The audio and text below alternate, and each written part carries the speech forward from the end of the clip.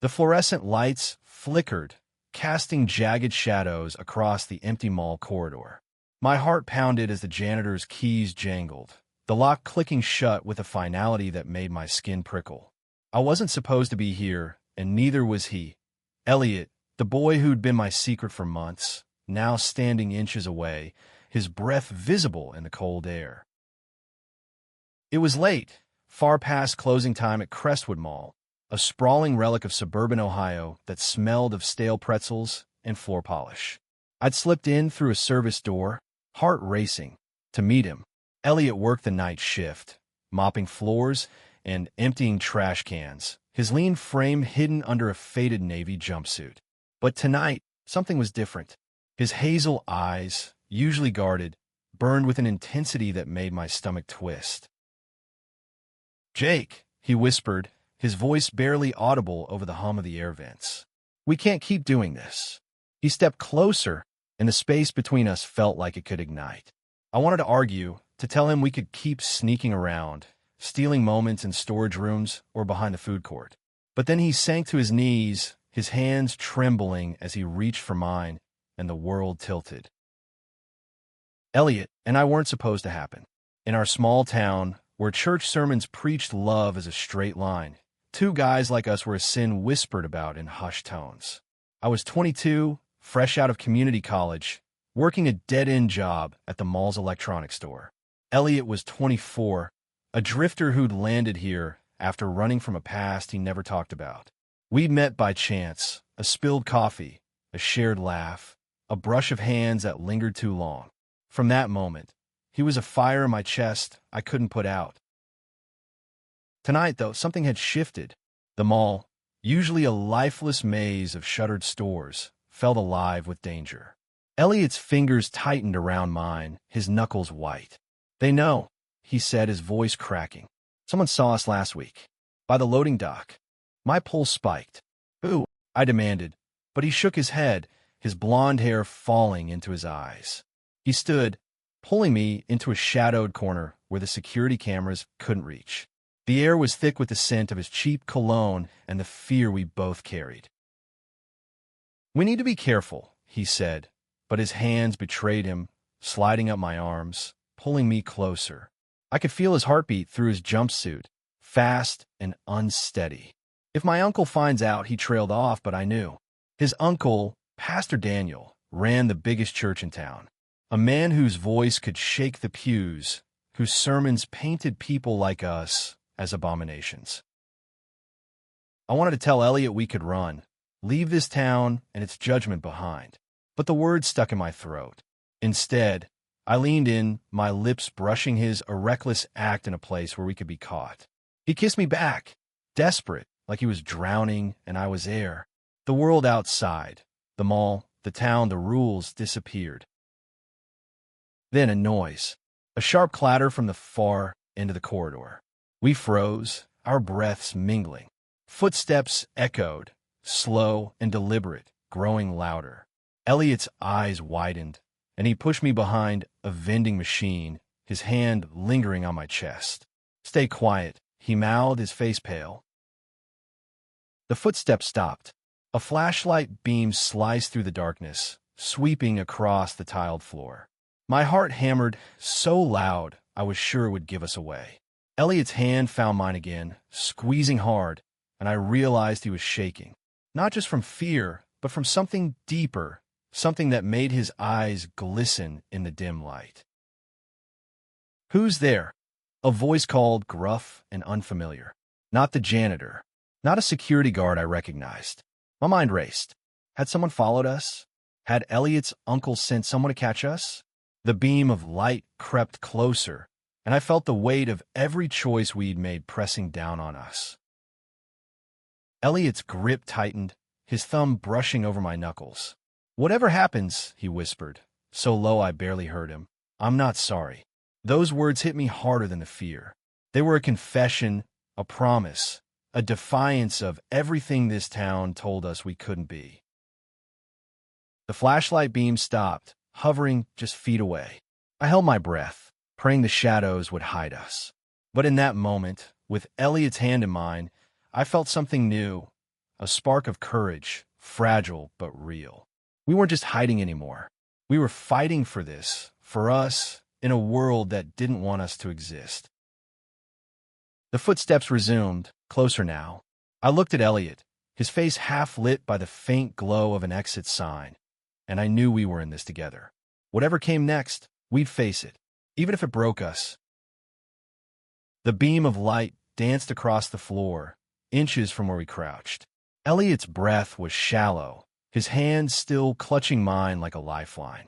I could feel the pulse in his wrist, rapid and unsteady, mirroring my own. "Who's there?" The voice called again, sharper this time. It was deep, authoritative, not the bored drawl of a night guard. My mind spun through possibilities: mall security, a cop, or worse, someone from Pastor Daniel's church. The footsteps paused, and I heard the crackle of a radio. "Unit 2, check the East Wing. I've got movement near the food court." Elliot's eyes met mine, wide with panic. The East Wing was our only way out. We were trapped, pinned between a vending machine and a locked service door. I wanted to bolt, to drag him with me, and run until we were free of this place. But his hand held me still, grounding me in the moment. "We can't stay here," I whispered, my voice barely a breath. He nodded, his jaw tight, and pointed to a narrow hallway behind us, leading to the employee break room. It was a risk. Cameras might catch us, and the room had only one exit, but it was better than being found here exposed. We moved, low and silent, our sneakers barely touching the tiles. The flashlight beam swung away, and we slipped into the hallway, just as the radio crackled again. "Clear the area." Pastor's orders. My blood ran cold. Pastor Daniel. He wasn't just Elliot's uncle. He was a man who wielded his faith like a weapon, his influence stretching across the town like a shadow. If he knew about us, this wasn't just about getting caught. It was about survival. The break room was dim, lit only by a flickering vending machine. Empty coffee cups littered the table, and the air smelled of burnt popcorn. Elliot locked the door behind us, his hands shaking so badly he fumbled the bolt. "Jake," he said, turning to me, his voice raw. "If they find us, they'll—" He stopped, swallowing hard, but I knew what he meant. His uncle had connections. Cops, council members, people who'd look the other way if he decided to fix us. I grabbed his shoulders, forcing him to look at me. "They won't find us," I said, though I wasn't sure I believed it. "We'll figure this out." His eyes searched mine, desperate for something to hold on to. I wanted to be that for him, to be strong when he couldn't be. But the truth was I was terrified too. We sank onto the worn couch, the springs creaking under our weight. For a moment, we just sat there, our thighs touching, the silence heavy with everything unsaid. Then Elliot spoke, his voice low and halting. "I didn't mean for this to happen. I tried to stop feeling this." He gestured between us, his hand trembling. "But every time I see you, it's like the world makes sense for the first time." His words hit me like a punch. I'd spent months hiding how I felt, convincing myself it was just a crush, something I could bury. But hearing him say it out loud made it real, undeniable. I reached for his hand, lacing our fingers together. "I'm not sorry either," I said, echoing his word from earlier. "Not for this. Not for you." He leaned in, his forehead resting against mine, and for a moment, the world outside didn't exist. It was just us, two kids in a town that didn't understand, finding something worth fighting for. His lips brushed mine, soft at first, then urgent, like he was trying to memorize me before it all fell apart. A loud bang on the door shattered the moment. We sprang apart, my heart leaping into my throat. "Open up," the voice barked, followed by the jangle of keys. Elliot's face went white, and he grabbed my arm, pulling me toward a storage closet in the corner. We barely made it inside, squeezing between boxes of cleaning supplies, when the door to the break room burst open. Footsteps thudded across the floor, accompanied by the crackle of the radio. "They're not here," the man said, his voice muffled but close. Too close. I held my breath, my back pressed against Elliot's chest, his arms wrapped around me. His heartbeat was frantic, matching mine, and I realized we were both trembling. The closet door rattled, and I felt Elliot tense behind me. "Check the storage," another voice said, colder, more deliberate. I recognized it instantly, Pastor Daniel. He was here, in the mall, hunting us. The realization made my stomach lurch. This wasn't just about being caught. This was personal. The closet door creaked open, and a flashlight beam sliced through the darkness. The beam of light grazed the edge of a box, inches from my face.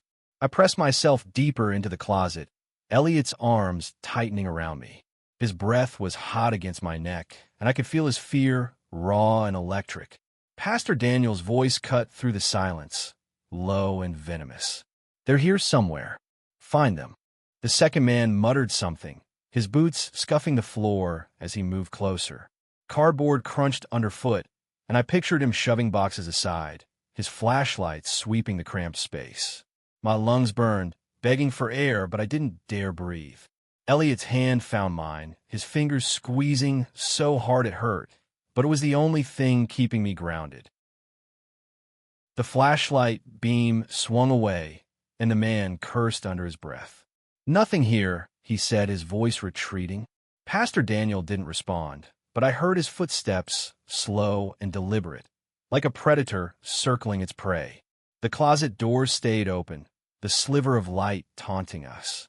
I wanted to believe we were safe, but the weight of his presence lingered, heavy and oppressive. After what felt like an eternity, the footsteps faded, and the break room door slammed shut.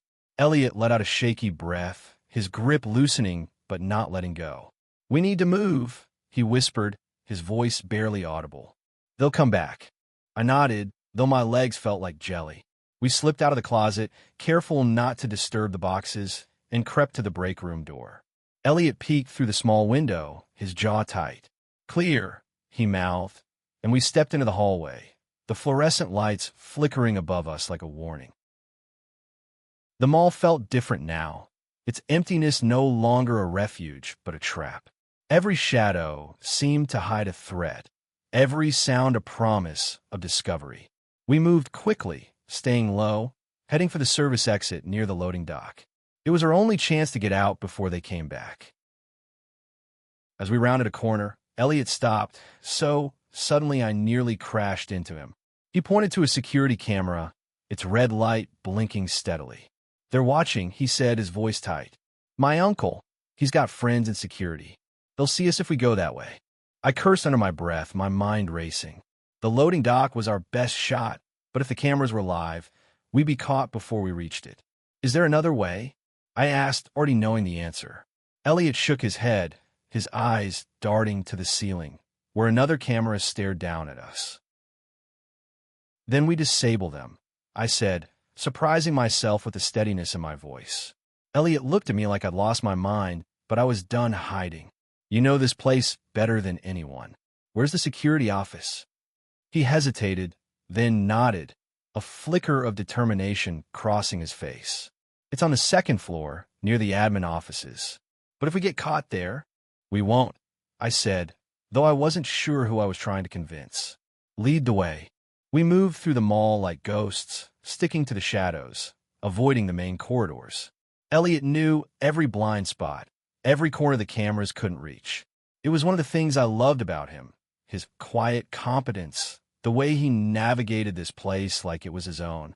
But tonight, that knowledge was our lifeline. The security office was a small, windowless room tucked behind a locked door. Elliot pulled a key from his ring, his hand steadier now. "Perks of a job," he said with a weak smile, but his eyes were still haunted. The door clicked open, revealing a bank of monitors glowing with grainy footage of them all.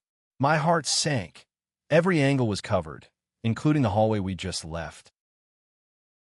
Elliot sat at the console, his fingers flying over the keyboard. "I can loop the footage," he said, his voice low. "Give us a window to get out." I watched him work, marveling at how he could be so calm when everything was falling apart. But then I saw his hands tremble, the slightest shake as he typed, and I realized he was just as scared as I was. I put a hand on his shoulder, and he froze, glancing up at me. For a moment, the room disappeared, and it was just us again, two kids against the world. "We're getting out of this," I said, my voice fierce. "Together." He nodded, his eyes shining with something that looked like hope. The monitors flickered as he set the loop, giving us a 10-minute window. "Let's go," he said, standing, but before we could move, the radio on the desk crackled to life. "Elliot," Pastor Daniel's voice boomed, cold and commanding. "I know you're in there. Come out, son. We can fix this." Elliot's face drained of color, and I felt my own fear surge. He was here. He'd found us. Elliot froze, his hand hovering over the console, the radio's static filling the room like a heartbeat. Pastor Daniel's voice echoed again, calm but laced with menace. "You can't run from this, Elliot. You know what's right." I grabbed Elliot's arm, pulling him back from the edge of panic. "We have to go," I whispered, my voice urgent. "Now." His eyes darted to the door, then back to me, and I saw the war inside him. Fear of his uncle, fear of what we were, fear of what we could lose. But he nodded, swallowing hard, and we slipped out of the security office, the looped footage buying us time. The mall was a labyrinth of shadows now, the flickering lights casting eerie patterns on the walls. We ran, our footsteps muffled by the carpeted corridors, heading for the loading dock. My chest burned, not just from the sprint, but from the weight of what we were running from. Pastor Daniel wasn't just a man.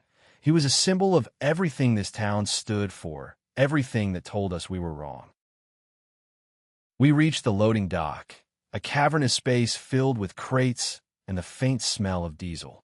The service door was just ahead, a sliver of freedom in the darkness. Elliot fumbled with his keys, his hands shaking again. "Come on," I urged, glancing over my shoulder. The mall was silent, but I could feel Pastor Daniel's presence, like a storm closing in. The lock clicked, and the door swung open, revealing the cool night air. For a moment, I thought we'd made it. Then a figure stepped out from behind a stack of pallets, blocking our path. Pastor Daniel, tall and imposing, his face half lit by the sodium lights outside. His eyes locked on Elliot, ignoring me completely. "Elliot," he said, his voice soft but unyielding. "This ends now. Come with me." Elliot stepped back, his shoulder brushing mine. "No," he said, his voice trembling but firm. "I'm done hiding." The pastor's face hardened, his jaw tightening. "You're confused," he said, taking a step closer. "This sin, it's not you. We can help you. The church can help you." I felt a surge of anger, hot and reckless. "He doesn't need your help," I snapped, stepping in front of Elliot. "He's not broken." Pastor Daniel's eyes flicked to me, cold and dismissive. "You're the problem," he said, leading him astray. "You think you could defy God's will." He reached for Elliot, but I pushed him back, my hands shaking with rage. "Don't touch him," I said, my voice low and dangerous. Elliot grabbed my arm, pulling me back, but I could see the fire in his eyes, too. We weren't just fighting for ourselves anymore. We were fighting for every moment we'd stolen, every touch, every whispered promise.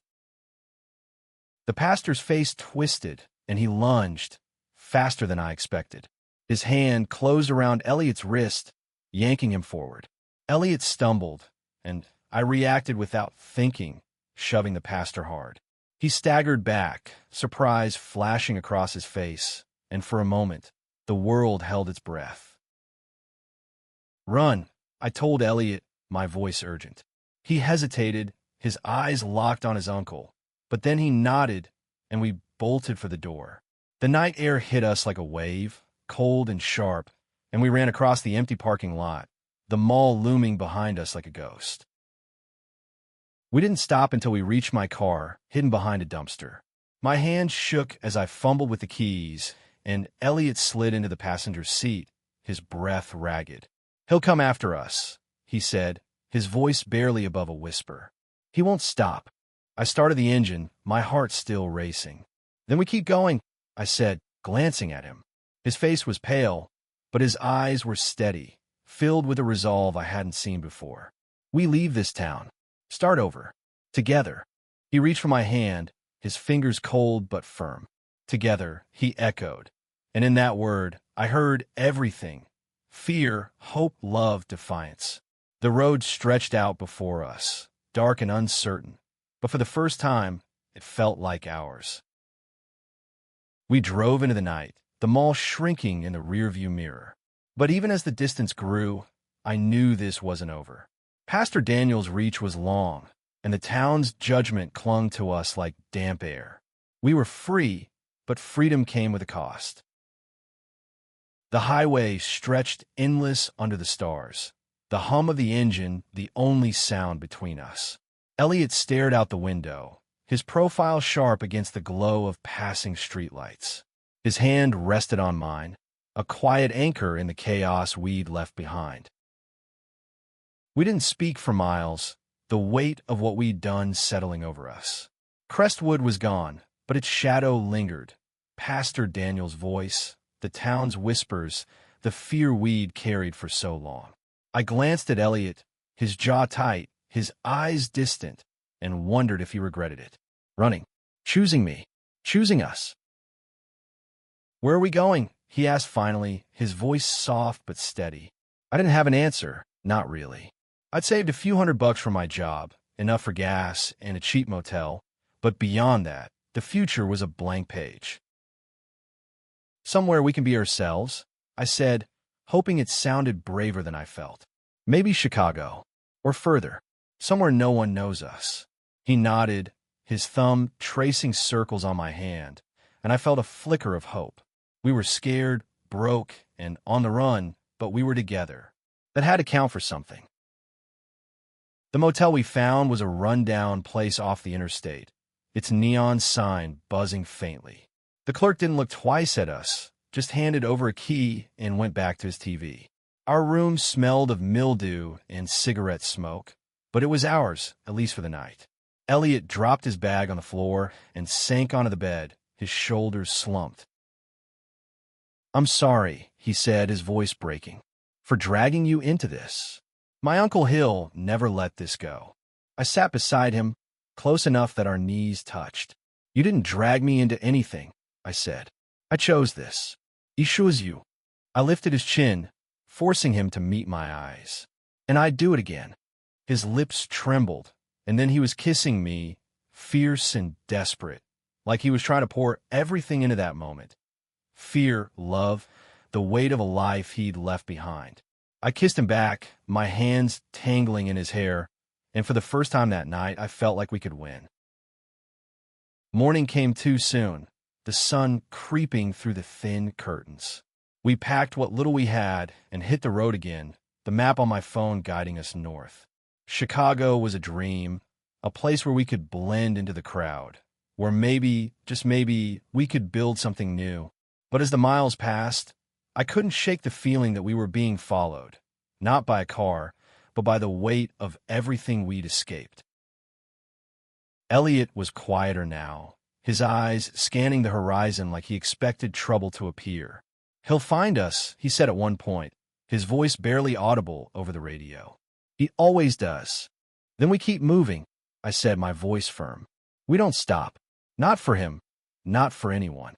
I reached for his hand, and he squeezed it, a silent promise that we were in this together. Days turned into weeks, and we found a rhythm. Cheap motels, diner food, late-night talks about dreams we'd never dared to voice before. In a small apartment in Chicago, we started over. I got a job at a coffee shop. Elliot found work at a community center, teaching kids to draw. It wasn't much, but it was ours, a life carved out of courage and quiet moments. One evening, as we sat on our tiny balcony, the city buzzing below, Elliot turned to me, his eyes soft. "I used to think love was a sin," he said, his voice steady. "But this it's the most honest thing I've ever done." I pulled him close, the weight of his words settling into my bones. We weren't free of the past, not entirely. Pastor Daniel's shadow still loomed, and the world wasn't always kind. But in that moment, with the city lights stretching out before us, I knew we'd found something worth fighting for. Love wasn't a sin. It was a revolution. And every day we chose each other, we won.